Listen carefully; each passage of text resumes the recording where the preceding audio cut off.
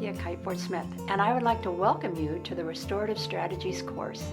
This course is designed for teachers and administrators of all grade levels and is a collaborative work of positive discipline with Jane Nelson and positive discipline in the classroom by Jane Nelson, Lynn Lott, and Dr. Stephen Glenn.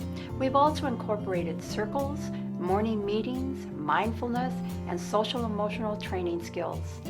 Our program uniquely blends strategies, theory, and best practices of conflict resolution and problem-solving skills. Understanding the issues of facilitating student cooperation is presented in a clear and concise manner to support the positive behavior of all our students.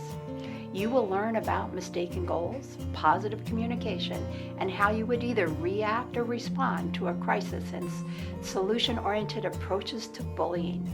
We have 8 modules with some written assignments, forms, and videos.